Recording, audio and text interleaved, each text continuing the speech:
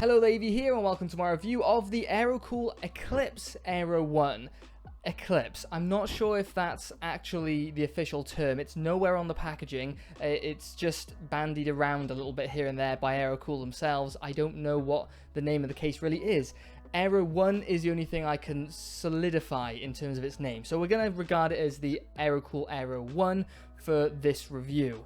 Eclipse or without, it is what it is. It is an ARGB ATX case, only no ARGB fans on there at the second because they were swapped out for further testing with EVGA fans. They're just my standard testing fans, so that's happened.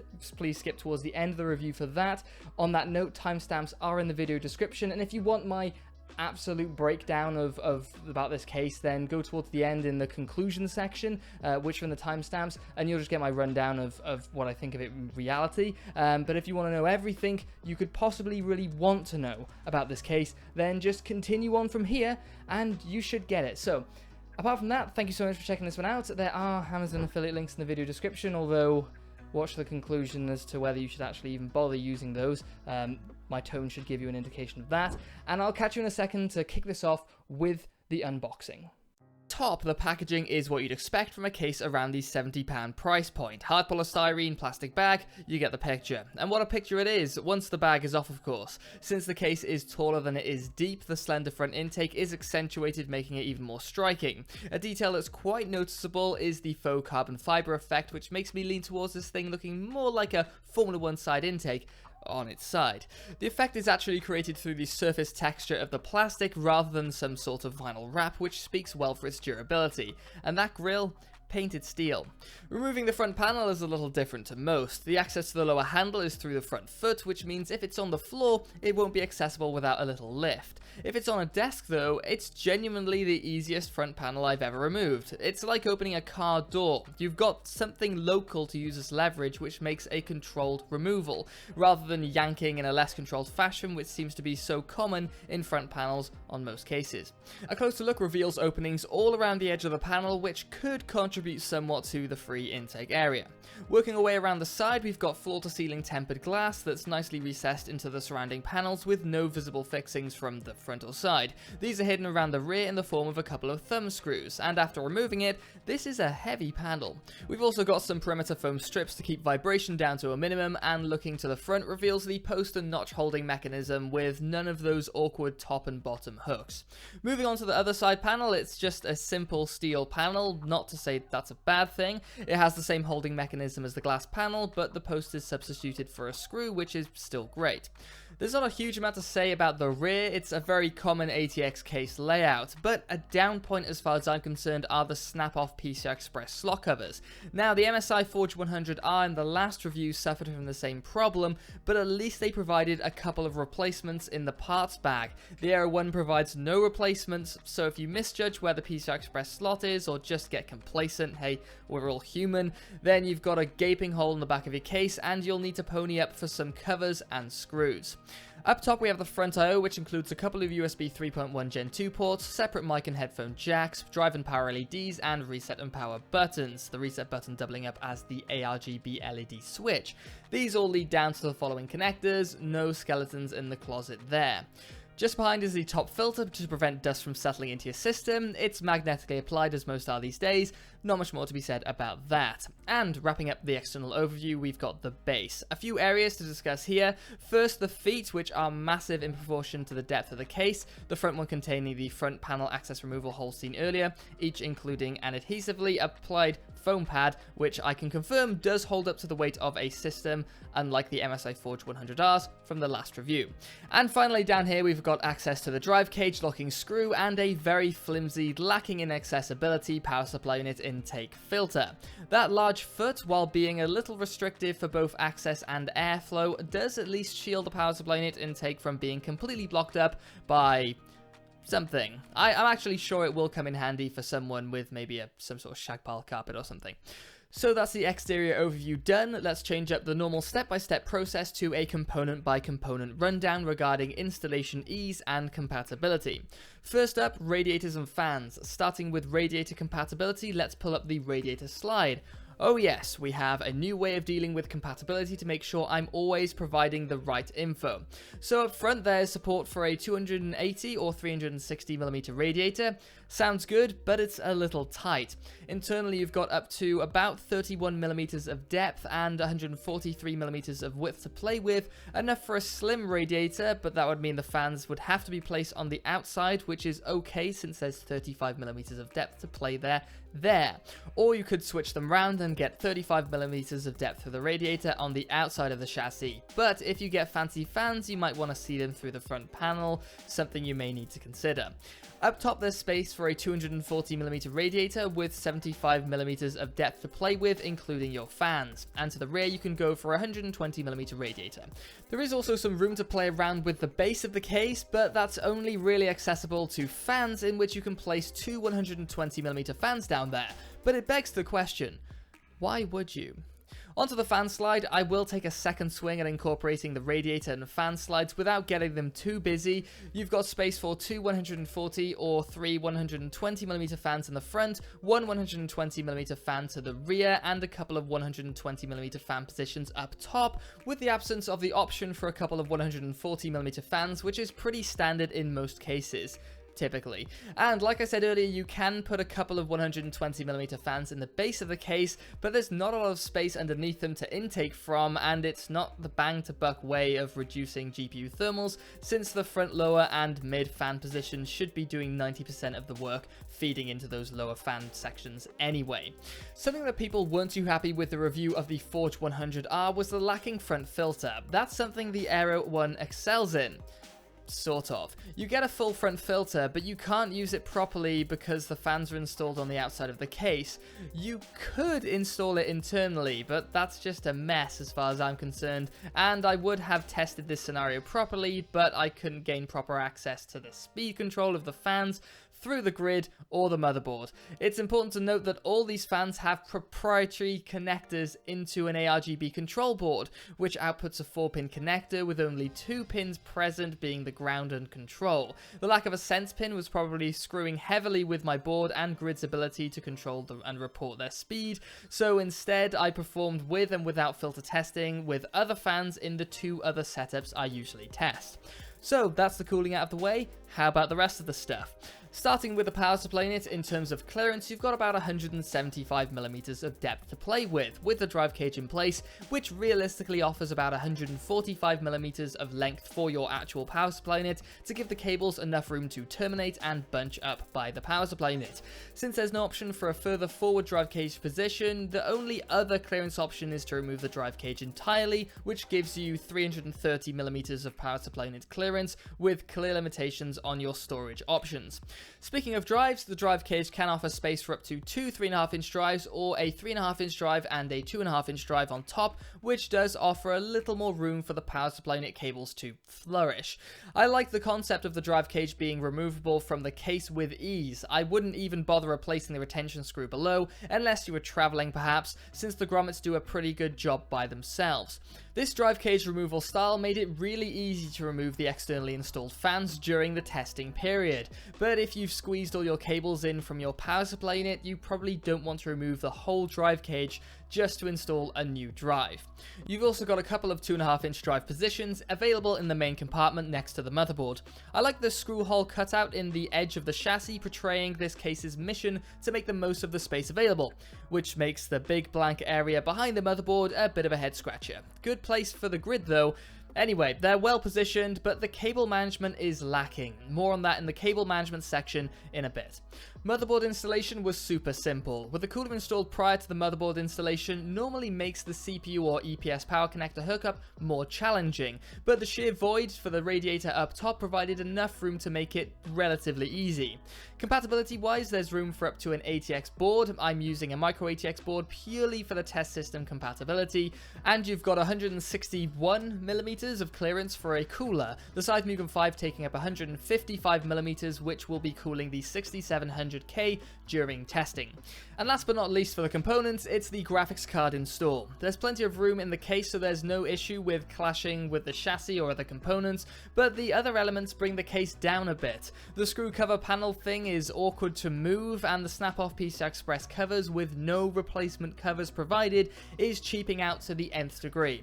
Just because there are 4 ARGB fans in the box doesn't create a free pass for this. Snap-off panels is bad enough, at least be courteous enough to help us patch the damage up afterwards. So with the build done, what's cable management like overall? Well, it's okay, but not very good. There's reasonable depth behind the motherboard tray, although I wouldn't say it's plentiful. But I think the major letdown here is the one hole into the main compartment next to the motherboard tray. Now, you might be looking at that saying, there's 3 holes there, what are you complaining about? Well, if you use the 2.5-inch drive positions next to the motherboard tray, and this should be considered since they exist, you're left with one hole to route at least the motherboard 24-pin connector and a couple of SATA data and power connectors. In my case, I needed to route both the USB 3.0 connector and the SATA data connector back through, and I didn't even hook up the second drive. There's no reason this hole couldn't have been made 2 times wider, or maybe even 2 times larger in general, and on that note, a hole below the lower drive to allow it to be linked with power to the same daisy chain power connector that's powering the drives in the drive cage wouldn't go amiss. I could route the top drive's cables over the top, just switching the orientation of the drive around, but that's so far from the rest of the drives, which makes it an inefficient connection requiring another SATA power connector daisy chain run, which just isn't a good use of space.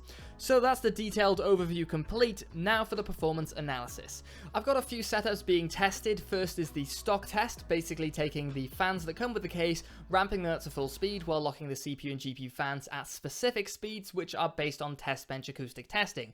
70% on the CPU and 50% on the GPU, which remain the same for all tests. Note I did mention earlier I couldn't control these fans with a board or grid, so stock testing I had to test at the speed that they were running at, which basically means I can't guarantee they're at full speed. I don't even know what RPM they were running at, so it is what it is. We'll see what the results are like after. Second and third setups have all the stock fans removed, which is good in this case because the stock ones were failing, and the case is rammed full of 2200 RPM EK Varda F4120 ER fans in optimal positions. The second setup has the fan speed limited to meet the acoustic target of 36.5 dBA at 40 centimeters at a 45-degree angle from the front of the case, and the third setup spins all those fans up to full speed to see exactly what we can crank out of this case, noise-wise and thermally. Now let's get on to the results. Starting with the stock setup and Priority 5 with Furmark, the Aero One was doing reasonably well, comfortably in front of the 100R and not too far behind the Signum. Note there wasn't a front filter in the Aero One since the stock arrangement doesn't allow the front filter to be placed on the intake side, although you could position it on the exhaust side. Not ideal though. It's also worth noting that at whatever speeds the fans on the Aero One were running at, its reasonable performance was one of the quietest in the group, potentially down to the fans perhaps not running at full speed, but part of that might be down to the lower air resistance without the front filter. Moving on to Firestrike, again the Aero One performed reasonably well. Keep in mind all of these cases being compared could easily be considered high airflow cases. I'll have to get some lower airflow cases in to better present these differences. But how about all those fans we swapped to replace the stock ones? Well, the acoustically limited test results came out like so. Because the fans were installed on the inside of the case, I was able to test with and without the front filter. Clearly, no filter has performed significantly better than the filter, to surprise no one, but not by a large margin, but large enough to skate in front of the cases pack behind the Core P3 test bench. There was a minor difference in fan speed though. Without the front filter, the fans were running slightly slower to maintain the 36.5 dBA acoustic target, just on the edge of stalling. So it's cool to know that the less resistance there is, the fans can spin slower, and the better results you can get when normalized for acoustic output. But that was Priority 5 and Furmark. How about Firestrike? Well, it's basically the same result, only a bit cooler. Turns out when you reduce the load, you reduce the thermals. Who'd have known? So let's move on to the full speed testing with the swapped out fans. Now, this is interesting. Even with the filter, the Aero One is ahead of the majority of the pack, and without it, it's neck and neck with the Signum. But to be fair, the Signum does have a filter installed within the front panel, so you are getting some filtration. But notice how with the filter, the CPU in the Aero One is noticeably hotter than it is without the filter. Perhaps the placement of the 3 fans in favor of the graphics card maximized the difference in thermals with the added resistance. But something that's worth taking into account is the Aero One is a touch louder than the Signum, only a touch, but overall it's within the boundary of the rest of the group, minus the test bench without any case fans. And again, Firestrike is very similar to the Prime 95 and Furmark results, only a little cooler on the thermals. So that's the performance out of the way. Let's wrap up the graphs taking a look at pricing. The rough case price of the Aero One is £70, €80 or $90. Now I only paid £60, which would make it equal in price to the Forge 100R, and with both being ARGB ATX cases, they are reasonably comparable, even with the £10 price difference, and they're similarly sized too. More on that in a second. Let's finish off on the price thing. How does the cost factor into the value of the case regarding performance? The old price versus performance question. Well, taking the acoustic Firestrike test performance and mashing it with the price presents this, CPU and GPU performance being in separate bars. I chose to use the acoustic Firestrike test since it's normalized and more controllable than the stock testing. This reveals that the Aero One has a reasonably good price to performance. Better if you don't use the front filter, but that's no shock to anyone. You'll just get more dust in the system for better thermals.